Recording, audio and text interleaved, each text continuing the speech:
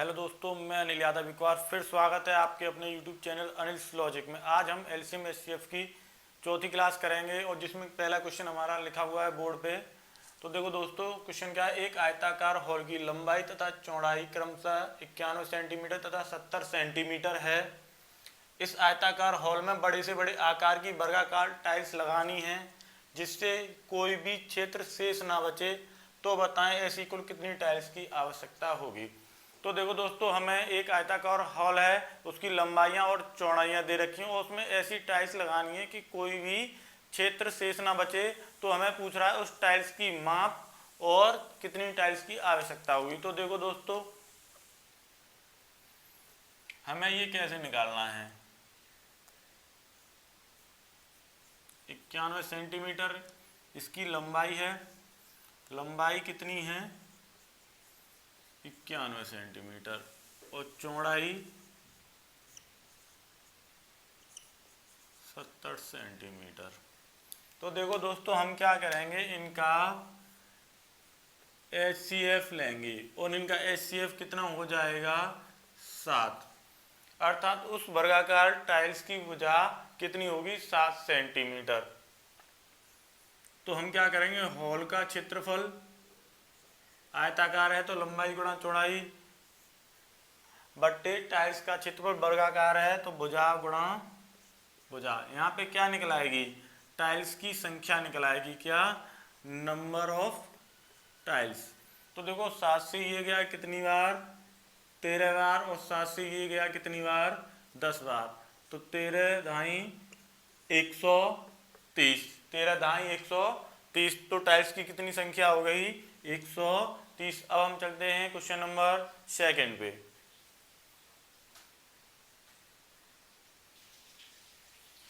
दोस्तों, हमारा second question है, बिल्कुल ऐसा ही है। दो मैदानों का क्षेत्रफल क्रमशः 360 मीटर स्क्वायर तथा 315 मीटर स्क्वायर है। दोनों मैदानों में समान माप वाली क्यारियां बनानी हैं।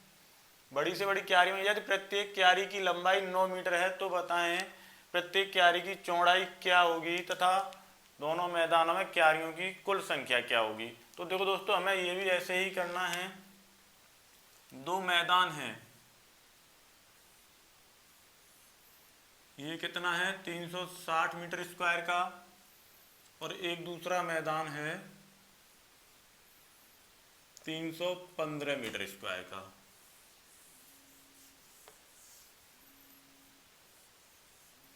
ये 360 का है और दूसरा है 315 का। तो देखो मुझे क्या करना है, इनका लेना है HCF। तो इनका HCF कितना आ जाएगा, इनका HCF आ जाएगा दोनों का 45। यानी उस क्यारी का क्षेत्रफल कितना होगा 45, जिसमें लंबाई हमें दे रखी है कितनी 9, और आयताकार है तो क्या होता है लंबाई गुणा चौड़ाई। लंबाई 9 है तो 9 में कितने का गुणा करूं कि 45 हो जाए, तो 5 का। चौड़ाई निकल आई कितनी 5। अब हमें क्यारियों की संख्या निकालनी है। तो देखो एक क्यारी की माप कितनी है 45, तो इसमें देखूंगा तो कितनी बनेगी 8।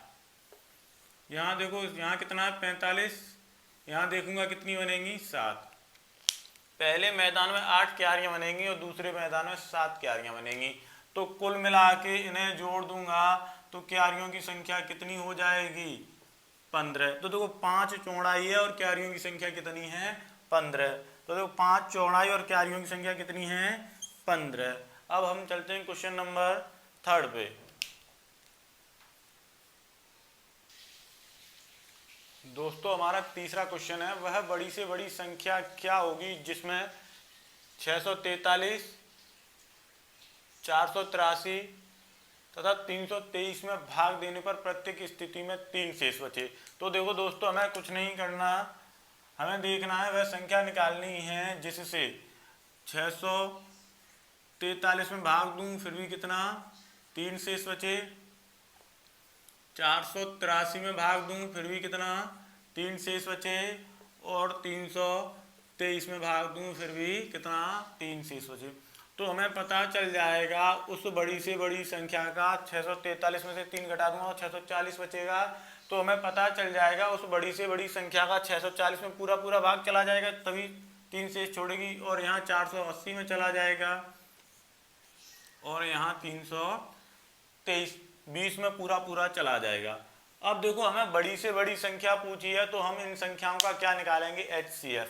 हमें बड़ी से बड़ी संख्या पूछी है तो हम क्या निकालेंगे, इन संख्याओं का HCF। तो देखो अगर ये 0 नहीं होता तो HCF में आराम से निकाल लेता, तो देखो 0 अपने आप समझ लो कि है नहीं है, तो 64, 48 और 32 इनका HCF क्या होगा, इनका HCF क्या होगा, 16। और ये 0 मैंने जो हटा दिया था वो अपनी तरफ से रख दो।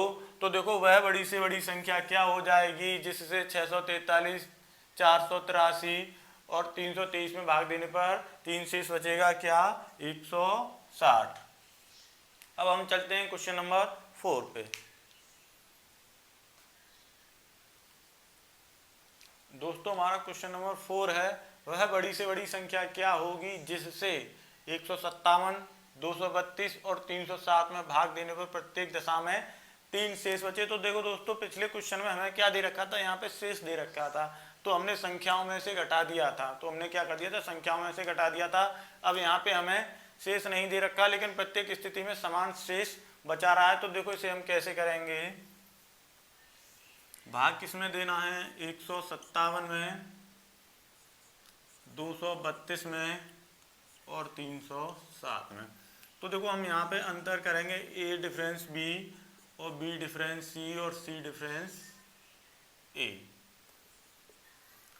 तो देखो यहाँ पे जब 157 में से 232 जाएगा तो कितना बचेगा, 75।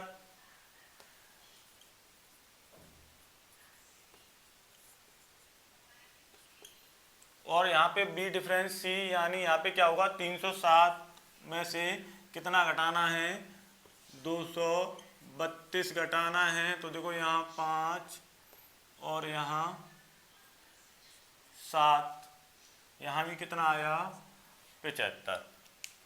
अब हमें क्या करना है, अब C डिफरेंस A, तो 307 में से 157 घटाना है। तो देखो यहाँ 0, यहाँ 5 और यहाँ 1, कितना अंतर आया, 150 का हमें क्या करना है, A डिफरेंस B और B डिफरेंस C और C डिफरेंस A निकालना है। ये A हो गई, ये B हो गई, ये C हो गई। तो देखो जब मैंने A डिफरेंस B निकाला तो 75 आया, और B डिफरेंस C निकाला तो 75 आया, और C डिफरेंस A निकाला तो कितना आया, 150। अब मुझे इसका क्या लेना है, इनका सभी का HCF लेना है, क्या, HCF, और इन सभी का HCF कितना आ जाएगा, 75।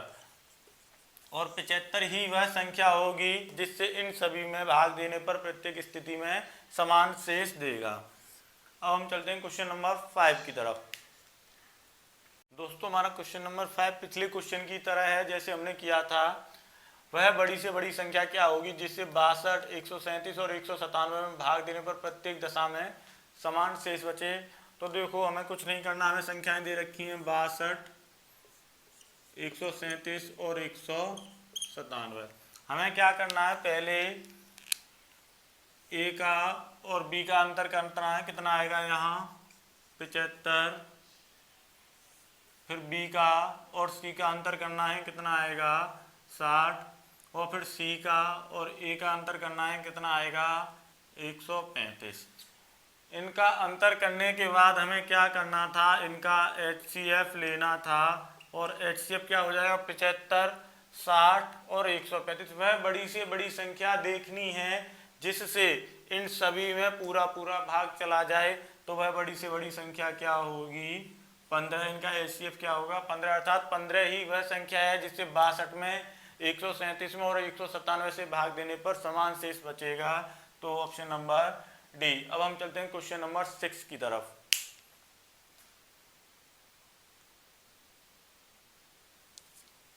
दोस्तों हमारा क्वेश्चन नंबर 6 है, किन्हीं दो संख्याओं का एलसीएम उनमें से बड़ी संख्या का 4 गुना है तथा छोटी संख्या और एचसीएफ का अंतर 12 है, तो बताएं छोटी संख्या क्या होगी।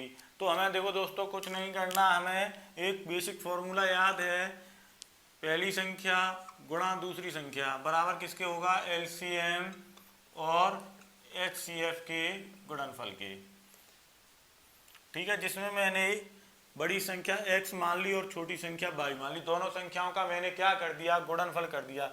लेकिन हमें क्या कह रहा है, किन्हीं दो संख्याओं का एलसीएम, उनमें से बड़ी संख्या का कितना है, 4 गुना। तो मैंने बड़ी संख्या x मान ली, तो एचसीएफ कितना हो गया, 4 हो गया। लेकिन एचसीएफ और छोटी संख्या का अंतर 12 है। यदि मैं छोटी संख्या में से 12 घटा दूं तो एचसीएफ निकल आएगा, क्योंकि अंतर ही क्या है, एचसीएफ है।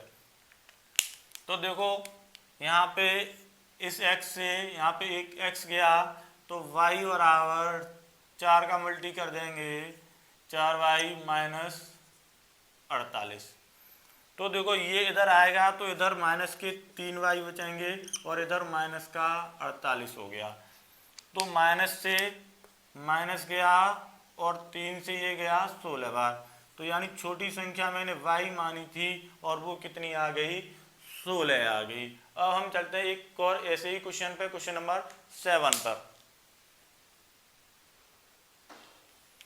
दोस्तों हमारा क्वेश्चन नंबर 7 है, किन्हीं दो संख्याओं का एलसीएम उनमें से बड़ी संख्या का 5 गुना है और एचसीएफ और छोटी संख्या का अंतर कितना है, 20 है। तो बताएं छोटी संख्या क्या होगी। अभी हमने किया उसी तरीके से करना है। हमें पता है किन्हीं दो संख्याओं का गुणनफल उसके एलसीएम और एचसीएफ के गुणनफल के बराबर होता है। मैंने मान ली दो संख्याएं x और y, जिसमें से बड़ी संख्या x मान ली मैंने और छोटी y मान ली। तो देखो जो एलसीएम है वो बड़ी संख्या का कितना है, 5 गुना, और एचसीएफ और छोटी संख्या का अंतर कितना है, 20। अगर मैं छोटी संख्या में से 20 घटा दूं तो क्या निकल आएगा, एचसीएफ। अगर मैं छोटी संख्या में से 20 घटा दूं तो क्या निकल आएगा, एचसीएफ।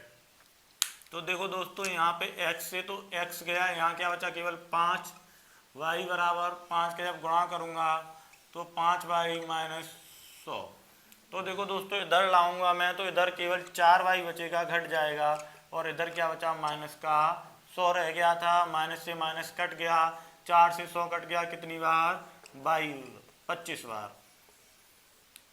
तो y की वैल्यू कितनी आई, 25, और y ही मैंने क्या मानी थी, छोटी संख्या। तो इसका आंसर हो जाएगा 25। अब हम चलते हैं क्वेश्चन नंबर 8 की तरफ। दोस्तों हमारा क्वेश्चन नंबर 8 है, वह छोटी से छोटी संख्या क्या होगी जिसमें 30, 40, 50 से भाग देने पर क्रमशः 17, 27, 37, 23 बचे। दोस्तों ऐसा क्वेश्चन हम पीछे एक और कर चुके हैं। तो देखो हमें कैसे करना है, हमें किससे भाग लगाना है, 30 से, 40 से और 50 से। जब 30 से भाग लगाऊं तो शेषफल कितना बचे, 17, और जब 40 से लगाऊं तो कितना बचे, 27, और जब 50 से लगाऊं तो 37। तो देखो यहाँ पे कितने का अंतर आया, यहाँ पे 13 का, यहाँ कितने का आया, 13 का, और यहाँ कितना आया, 13 का।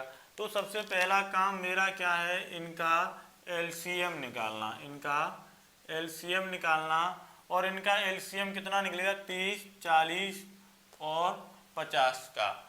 तो 3, 4, 5 का निकालोगे तुम तो 60 निकलेगा, और एक जीरो ये लगा दोगे।